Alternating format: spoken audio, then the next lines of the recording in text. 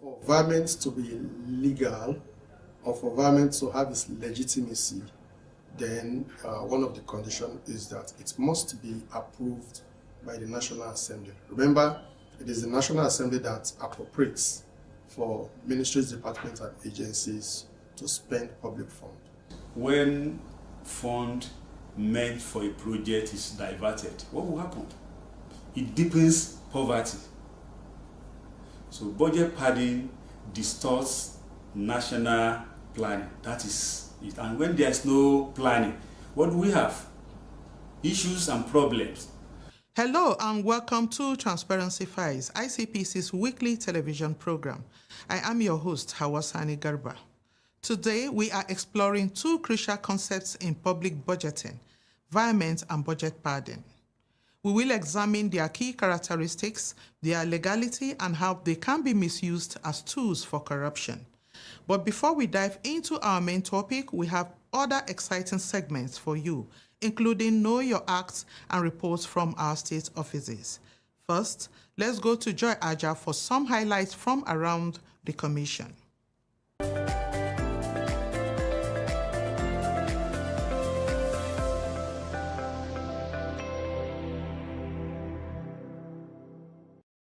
Welcome to this segment on anti-corruption stories. My name is Joy Aja. The United Nations Office on Drugs and Crime, UNODC, has commended the ICPC for its strong leadership in asset recovery and the fight against corruption in Nigeria. The commendation was delivered by the UNODC country representative, Mr. Sheikh Toure, during a courtesy visit to the ICPC recently. Mr. Toure praised the Commission's commitment to combating corruption despite the challenges facing the country. He noted that no nation recovers stolen assets as effectively as Nigeria, describing this as evidence of ICPC's outstanding work and its credible representation of Nigeria at international anti-corruption forums. In his response, the ICPC chairman, Dr. Musa Adamu Aliyu SAN, expressed appreciation for the visit, describing UNODC as a dependable partner of the Commission. Dr. Aliyu reiterated ICPC's readiness to collaborate with UNODC, especially in supporting the implementation of local government autonomy as a tool to reducing corruption at the grassroots. He informed the delegation that the Commission had recovered substantial sums for the country in tax and pension matters and had successfully blocked several corruption loopholes. The chairman also identified technology as a key area for collaboration, noting that corruption continues to evolve with the rise of artificial intelligence. In another development, ICPC has secured a final court order for the forfeiture of Hivi Hotel and the sum of over 14 million naira, linked to a former ExxonMobil employee who was apprehended for using fake credentials. The case involved the late Mr. Okon Tom Ekpo, a former staff member of ExxonMobil Producing Company. An ICPC investigation revealed that Mr. Ekpo had secured his employment by impersonating another individual and using his academic credentials to secure a job, leading to charges against him at the Ikeja High Court. Mr. Ekpo entered into plea bargain discussions with the ICPC, offering to forfeit Hivi Hotel located at Alafia Estate off the Lagos-Ibadan Expressway and the funds in his United Bank for Africa account. In December 2022, the Commission filed an in rem application for the forfeiture of the assets of the defendant at the Federal High Court in Ikoyi. In January 2023, Honorable Justice T.G. Ringim granted an interim forfeiture order and directed the ICPC to publish notices of the order. The Commission complied, publishing the notices in Leadership and the Sun newspapers, as well as in the National Gazette on 16th of March 2023. After filing an affidavit of compliance and a motion for final forfeiture, the court granted the final order in March 2024, forfeiting the hotel and the 14.1 million naira to the federal government. Subsequently, the defendant's wife challenged the forfeiture, alleging fraud and seeking to set aside the court orders. The ICPC legal team, comprising Yvonne William Mbata, Rosin Eze, and Yemise Pereira, argued that the court was now functus officio, having no further authority on the matter, and that all due processes had been properly followed. In a ruling in November 2025, Honorable Justice Oweye of the Federal High Court Ikoyi had a landmark judgment where he dismissed the application for lack of merit. The court held that no evidence of fraud had been established and affirmed that it lacked jurisdiction to revisit a matter already determined by a final forfeiture order. The ICPC has described this ruling as a significant milestone in Nigeria's judicial precedent as regards in rem proceedings in accordance with sections 47 and 48 of the ICPC Act 2000, and also asset recovery efforts and its ongoing campaign against corruption. And that'll be all on this segment. Transparency Files continues with Hawa. Please stay with us. Corruption not in my country. Okay, I'll have that credited to account shortly. Okay, thank you. Meanwhile, can you smoothen this edge? Something is not properly done. Okay, no problem. We'll go do it. Okay, sir. Okay. Money don't come now. Make we go buy cement. No, more continue. I don't understand. We need more cement now. Carry sand, put plenty sand, mix and put the cement. I don't finish. Make barara. Let's do this thing right. Wait, did they give? What is made by? See, listen. The money credited to my account is not for cement, oh. It's my own. Even you have a share in it. Me, I don't take such share. Okay. I know they take. Okay, Oga? don't take. All this building collapse where they happen here and there. Now this kind of attitude, now they cause am. When I am called to do mago, I say no to it. It is corruption, not in my country. Stop corruption now. Corruption not in my country. If you are just tuning in, this is Transparency Files, and our focus is on environment and budget padding. Environment is the official transfer of funds from one part of a budget to another following due process and formal approval. Budget padding, on the other hand, is a corrupt practice of intentionally inflating budget estimates or allocating funds for non-existent projects. It diverts public resources for personal or political gain. Nigeria's financial regulations provide clear rules for managing public funds, including specific conditions under which environment is permitted. So, how are these two concepts related, and how do they differ? Our crew spoke to the Director of the Finance and Accounts Department at ICPC for further explanation.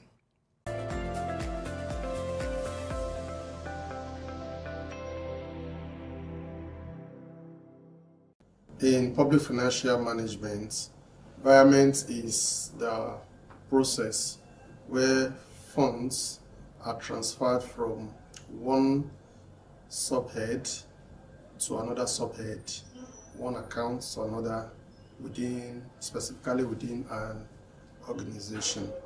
And this transfer does not involve the movement of cash, but it's just reallocation of resources of the organization to meet up with some unforeseen events that may have happened that were not envisaged when the budget was appropriated initially. In the case of budget padding, we're talking about a situation where ministries, departments, or agencies intentionally overinflate provisions or contracts that they insert in their budget, or overspecify, or even make excessive provisions in their budgets. This may be done in order to have some advantages which in themselves are not in the public interest. One, it may be in the agency wants to have discretionary powers to use those funds. Maybe they will be used for personal or financial benefits. But at times, altruistically, some agencies pad their budgets in envisaging that there will be a shortfall in their funding and they may use it. However, the fact that it is done surreptitiously, it is done in a way misrepresentatively, that's what makes it illegal, and the financial regulations does not make provisions for such. The distinguishing factor between the two is that for a environment process that has gone through as prescribed by the financial regulations, such a process becomes legal. It has legality, and there is audit trail, there is supervision, there's oversight by National Assembly, supervision by the Ministry of Finance, and even the Accountant General, Auditor General. They also have a role to play in that environment. However, in the case of padding, all these processes and procedures are not there. How they arrive at the figure in the budget may not follow standard costing procedures, may not follow procurement process. It's just somebody fraudulently wanting to have excess cash during the year, just increasing their budget provisions, and that's the most distinguishing factor. And like we said, the ICPC Act has provisions that covers the two. Now we're talking about similarity. For budget padding, section 22 sub 3 is against it. Then for illegal environment, that's environment that did not pass through the process, section 22 sub 5 is also against it. The financial regulations, particularly chapter 3, talks about how you can go about the environment process so that you're not against the law. For environment to be legal, or for environment to have its legitimacy, then one of the conditions is that it must be approved by the National Assembly. Remember, it is the National Assembly that appropriates for ministries, departments, and agencies to spend public funds. So for environment to be legal, first of all, it must be appropriated. It must pass through the National Assembly. Nigeria has repeatedly faced controversies over budget padding, which have raised significant economic concerns. Notable instances include the 2016 debate over an alleged 40 billion naira adjustment that led to a lawmaker's suspension. Adding to this, the civic organization Budget reported the insertion of thousands of projects worth trillions of naira into a recent budget. This persistent trend prompts a critical question: what are the real socio-economic consequences for the nation? To explore this, our crew spoke with the head of the ICPC's constituency and executive project tracking group. Take a listen.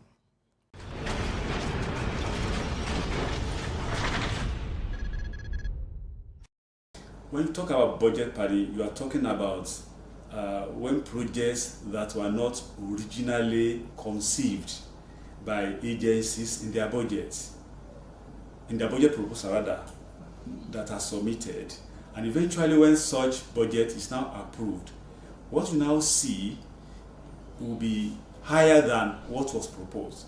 Let me give you an example. An agency A submitted a budget proposal of 2 billion. That is what that MDA can execute in that year. But when it is approved for that year, you see 100 billion. You can see the disparity. Then you now wonder, how will such agency or ministry be able to execute projects that were not conceived by it, that were not planned for, and that they do not have the skill set or competence to execute. So when you talk about project padding, you are talking about projects that are embedded in budget that are approved, that the agencies that own the budget, the agency that proposed the budget, did not conceive of. When fund meant for a project is diverted, what will happen? It deepens poverty. So budget padding distorts national planning. That is it. And when there's no planning, what do we have? Issues and problems. Then, like I said, when projects that were supposed to be executed by, let's say, Ministry of Works, bridges and whatever, then you give it to an agency of government that is supposed to do horticulture. What are you expecting? you are expecting distortion, you are not expecting efficiency in the government spending. So these are the issues that, these are the socio-economic issues that we usually contend with when you are talking about budget padding. And again, there's what we call high cost of project implementation. Agency of government that does not have the skill set or the competence to execute projects, what do they do? They now move around and procure contractors or consultants rather to help them execute such project. That is added money.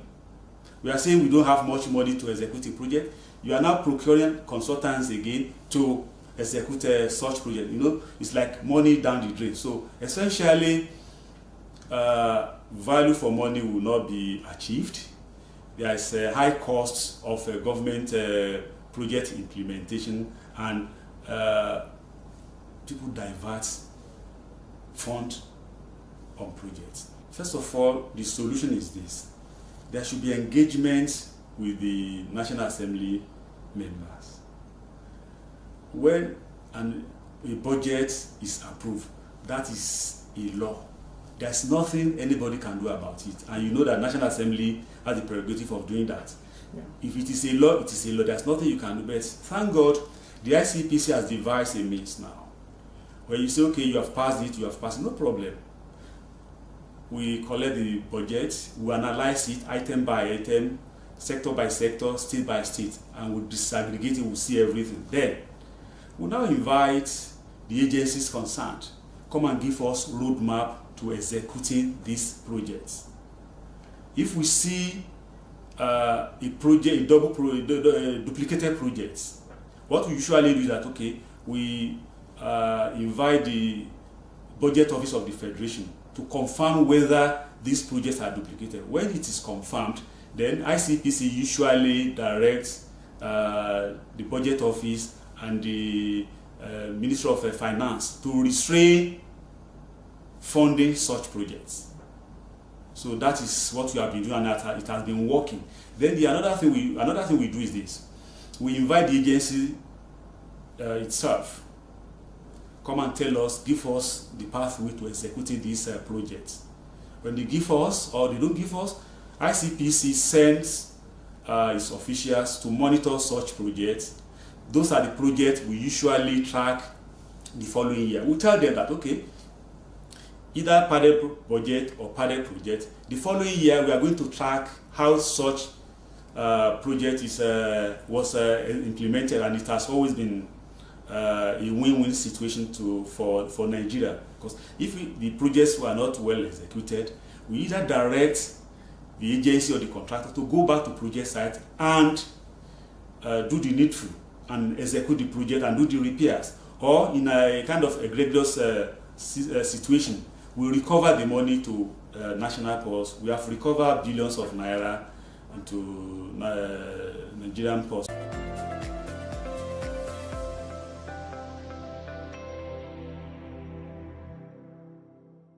Welcome to our Know Your Act segment. Section 22, subsection 5 of the Corrupt Practices and Other Related Offences Act 2000 states, any public officer who transfers or spends any sum allocated for a particular project or service on another project or service shall be guilty of an offense under this act. An ICPC prosecutor now explains the legal implications of unauthorized virement.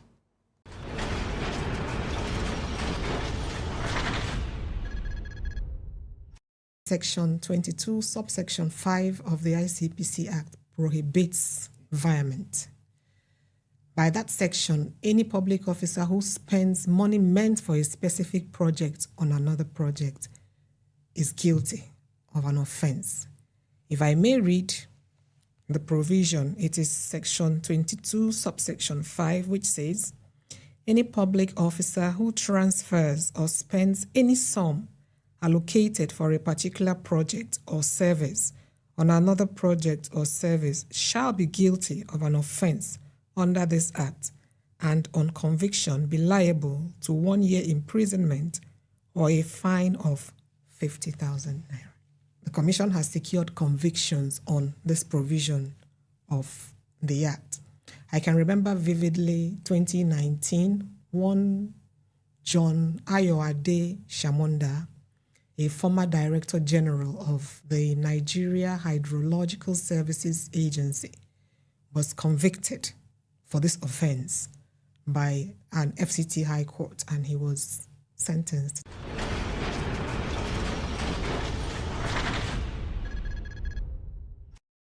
Welcome back. Now let's join Damilola Oyejegede for reports from our state offices.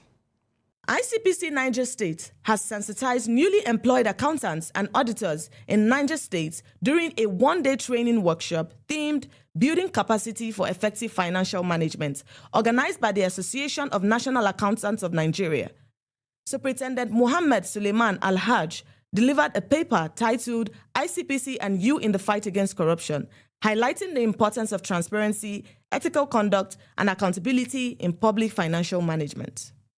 Coming from Osun State, ICPC has urged the management of the newly established Federal University of Agriculture and Development Studies, Iragbiji, to uphold integrity, accountability, and transparency as it commences the 2025-2026 academic session. During a courtesy visit, the resident anti-corruption commissioner, Barrister Olatunji Yusuf, emphasized the need to establish an anti-corruption and transparency unit, ACTU, in the institution, while the Vice Chancellor's representative, Professor Wasiu Lawal, commended ICPC's efforts and pledged collaboration to promote ethical governance. I am a Nigerian, a highly cultured race. My culture abhors corruption, and with my integrity, a new Nigeria is possible. I say no to corruption today to build a future for my children. Join me and imbibe the culture of integrity to build a Nigeria of our dreams.